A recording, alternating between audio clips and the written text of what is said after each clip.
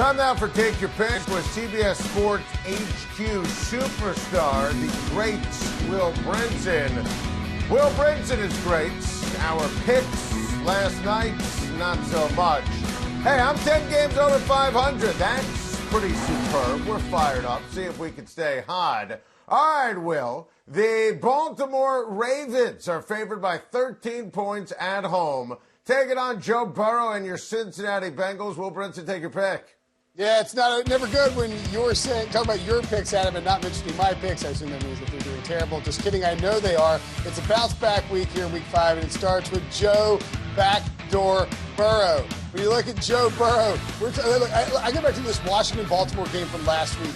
Baltimore took their foot off the gas and pulled Lamar Jackson out in the fourth quarter. He's been dealing with a knee injury. They played Robert Griffin III a ton last week. I think that they will take the same approach to Cincinnati this week. The only difference is Cincinnati might have a slightly equivalent defense to what Washington's trying out, and a substantially better offense. Joe Burrow will keep throwing. Joe Burrow doesn't care for your meaningless stats and wins and losses. He wants to cover the spread. 3-1 ATS so far this year. He'll make it 4-1 when he storms in the backdoor at worst against the Baltimore Ravens this week.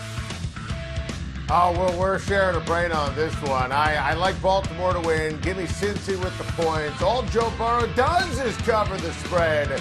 And listen, why not? I think the issues in Baltimore right now are real in terms of the passing attack, and Lamar not being a 100% participant in practice.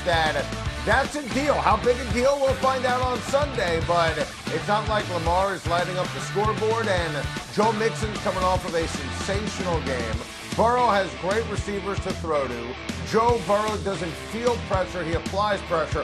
I'm not getting crazy and picking Cincy to win the game, but I think they can stay within a couple of touchdowns. I'm going to grab the points with the Cincinnati Bengals. Will, I think this one is the toughest game of the week to pick. The Pittsburgh Steelers are at home, favored by a touchdown, taking on the first-place Philadelphia Eagles. Will Brinson, take a pick. Yeah, I think it's actually easier than you do, Adam. When I look at this game, I see a Pittsburgh Steelers team that has one discernible weakness that I'm worried about relative to the Eagles, and that's their offensive line. Philly can generate a ton of pressure with their defensive front and get after Ben Roethlisberger. Then the Steelers might be in a world of trouble. But I think they can mitigate that with some quick passes to Juju Smith-Schuster. You find Deontay Johnson, let Ben cook early on, then settle in and run the ball with James Conner. On the other side of the ball, I don't know how Philly scores. Pittsburgh has the third best defense by DVOA in the league. They have the best pass rush according to advanced analytics. TJ Watt is having a defensive player of the year type of season. And Carson Wentz is throwing to dudes that are like backups to Madden-generated names. Give me the Steelers -7. I don't even know who that guy was who Carson Wentz threw the game-winning touchdown to last week. I had to use the old Google.com, Will Brinson. Let me tell you right now, I'm going to take the Steelers. I don't necessarily love this or think it's as easy as you do, but I'm going to take Pittsburgh. My only hesitation was Ben Roethlisberger this week. Still talking about Tennessee and getting that bye and what transpired, and when Mike Tomlin and Ben Roethlisberger start living in the past or the future, I get nervous when it comes to the point spread. History's on my side, but that Pittsburgh defense, I don't know about analytics or rankings. To me, it's the best defense in the NFL. And I think they're going to smash Carson Wentz. I don't like that Philly offensive line. I will take the Pittsburgh Steelers to win and cover. How about the second Monday Night Football game, Will Brinson? The New Orleans Saints, they are at home, favored by 7.5 points, taking on your LA Chargers. Will Brinson, take your pick. Easy peasy here. Drew Brees, 3-0 against the spread and straight up against the Chargers, the team that kicked him to the curb for his career. He's going to come in guns blazing on a Monday night. He always plays well on Monday night. He doesn't care who they're playing against. Justin Herbert, Tyrod Taylor with a punctured lung, whatever. Bring them all on. You're going to see Drew Brees light it up on Monday night. The Saints cover. I couldn't circle the Chargers fast enough. I love the Chargers on Monday night. Listen, all Justin Herbert does is throw for 300 yards, and This kid is special. I said before the draft and after the Chargers picked him, this cat's going to be a star.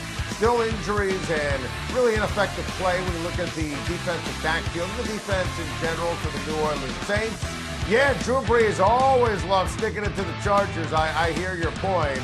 Is he good enough at this stage? Can he get it downfield enough to cover the point spread? Color me skeptical.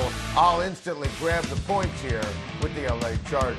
All right, Will Brinson, how about the rest of our picks for week number 5? We've got agreements with the Carolina Panthers and the Houston Texans. Will Brinson going with the Washington football team, while I'm rolling with Aaron Donald and the Rams.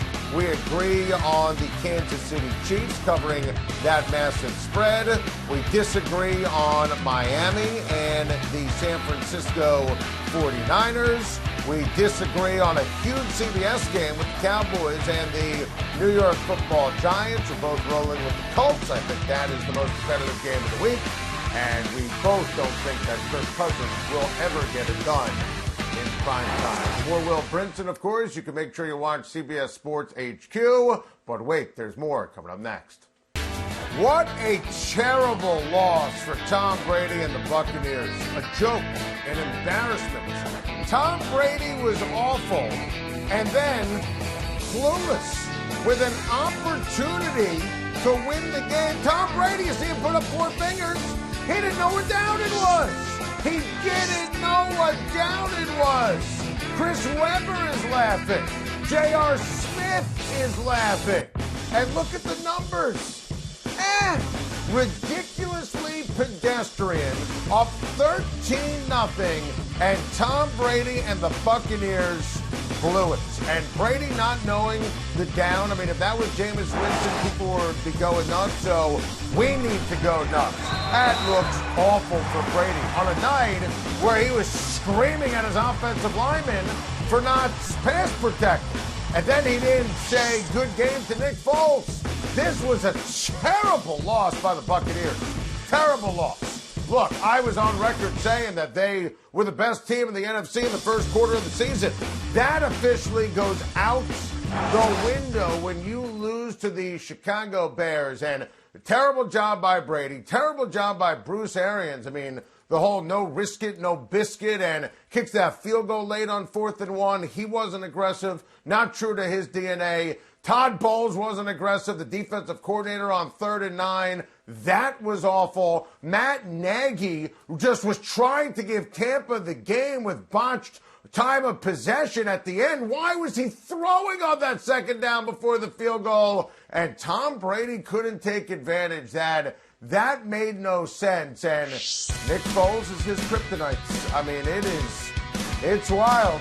Nick Foles is the Tom Brady kryptonite. And when Nick Foles was able to deliver the goods, it was wild. And again, Nagy tried to foul it up by throwing a pass at the end. But, I mean, Nick Foles to Jimmy Graham. I mean, what was that? Jimmy Graham looking like he was back at the U or catching footballs for the New Orleans Saints. The wheel route to Montgomery. Nick Foles magic, real and spectacular. The Bears, 4-1. I mean, I don't think this team's any good. I'm not buying the Bears. In no way, shape, or form do I believe in this team. But Tom Brady absolutely embarrassed himself last night. Thank you for watching. Please like and subscribe. And don't forget to hit the bell for more videos.